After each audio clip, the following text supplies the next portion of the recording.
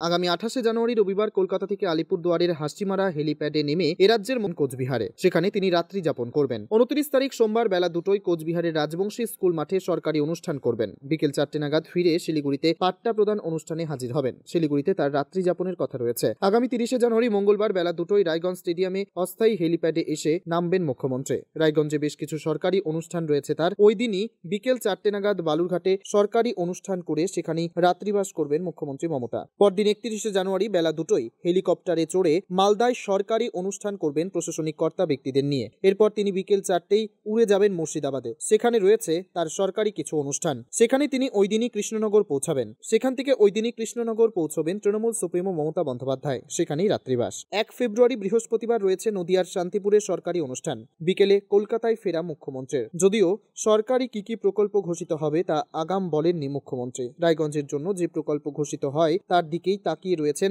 তামাম উত্তর দিনাজপুরের জেলা সদরের মানুষ। পাশাপাশি দক্ষিণ দিনাজপুরের বালুরঘাট সুপার স্পেশালিটি হাসপাতালকে বালুরঘাট মেডিকেল কলেজ ও হাসপাতালে রূপান্তরিত করার কথা ঘোষণা করেন কিনা তা নিয়েই আগ্রহী দক্ষিণ দিনাজপুরের বালুরঘাটের মানুষ। ইতিমধ্যেই বালুরঘাটের সাংসদ তথা বিজেপির রাজ্য সভাপতি সুকান্ত মজুমদার মুখ্যমন্ত্রীকে বালুরঘাটে মেডিকেল কলেজ স্থাপনের জন্য একটি চিঠি পাঠিয়েছেন, যা ইতিমধ্যেই সোশ্যাল মিডিয়ায় ভাইরাল। অন্যদিকে এই বিষয়টি নিয়ে শ্লেষের সুরে তৃণমূলের দক্ষিণ দিনাজপুর জেলা সভাপতি সুভাষ ভাওয়াল সাংবাদিকদের বলেছেন, তাদের মুখ্যমন্ত্রীর ওপর সাংসদ সুকান্ত বাবু আস্থা রাখায় তারা খুশি। রায়গঞ্জের জন্য সরকারি কোনো ঘোষণা মুখ্যমন্ত্রী করবেন কিনা সে পথে না হেঁটে স্থানীয় বিধায়ক কৃষ্ণ কল্যাণী কি বলেছেন শোনাবো।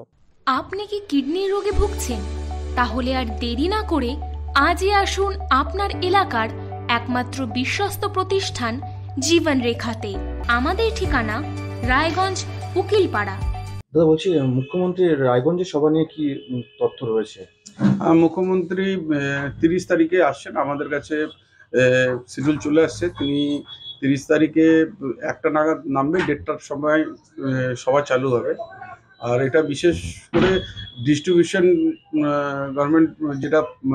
গভর্নমেন্টের যেটা বিভিন্ন প্রজেক্ট স্কিমস রয়েছে, তারা যারা বেনিফিশিয়ারি আছে, তাদেরকে সব প্রকল্পের মাধ্যমে দিয়ে ডিস্ট্রিবিউশন করবে। মানে কোথায় হবে সবাই? এটা রায়গঞ্জ স্টেডিয়ামে হচ্ছে। তবে মুখ্যমন্ত্রী যেহেতু প্রতিটি জেলার উন্নয়নের স্বার্থে বিভিন্ন সরকারি প্রকল্পের কথা ঘোষণা করেন এবং তা কার্যকর করে দেখান, সেক্ষেত্রে রায়গঞ্জের মানুষও আনন্দে ফুটছেন। উত্তর দিনাজপুরের জন্য কোন প্রকল্প ঘোষণা করেন মমত্বময়ী মুখ্যমন্ত্রী মমতা বন্দ্যোপাধ্যায়। আপনি কি কিডনি রোগে ভুগছেন? তাহলে আর দেরি না করে আজই আসুন আপনার এলাকার একমাত্র বিশ্বস্ত প্রতিষ্ঠান জীবন রেখাতে।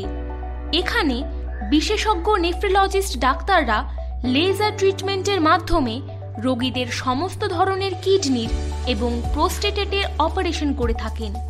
রোগী দেখছেন nephrologist doctor Arkaprava Chakraborty, SSKM hospital Kolkata, doctor Sunil Kumar, Apollo hospital Kolkata, doctor Pinaki Mukherjee, NRS hospital Kolkata. এছাড়াও এখানে প্রতিদিন অপারেশন করছেন ও বহির্বিভাগের রোগী দেখছেন ইউরোসার্জন ডক্টর আতার কাশিম, PG হসপিটাল কলকাতা। তাছাড়াও এখানে স্বাস্থ্যসাথী কার্ড ও ওয়েস্ট বেঙ্গল হেলথ স্কিমের সুবিধা রয়েছে। আমাদের ঠিকানা রায়গঞ্জ উকিলপাড়া। বিশদে জানতে কল করুন 8373066655 অথবা 8373066644 এই নম্বরে। 14 ওয়েব ডেস্ক, রায়গঞ্জ। সব মাই চায় মেয়েকে রাজরানীর মতন সাজাতে, সাজিয়ে তুলতে চায় সোনার গয়নায়।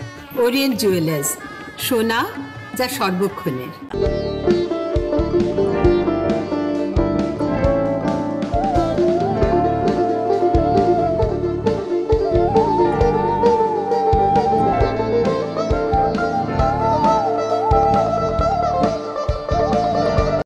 আপনি কি চাকরি পরীক্ষার্থী? চাকরি পরীক্ষার বই খুঁজছেন? তাহলে আজই চলে আসুন সৌর বুক অ্যান্ড ম্যাগাজিন সেন্টারে। এখানে BSc, WBCS, bank, rail, ICDS, nursing, ANM এবং GNM সহ কেন্দ্রীয় ও রাজ্য সরকারের সকল চাকরির পরীক্ষার বই ও ম্যাগাজিন পাওয়া যায়। আমাদের ঠিকানা ঘড়িমোড়, মোহনবাটি, রায়গঞ্জ। বিস্তারিত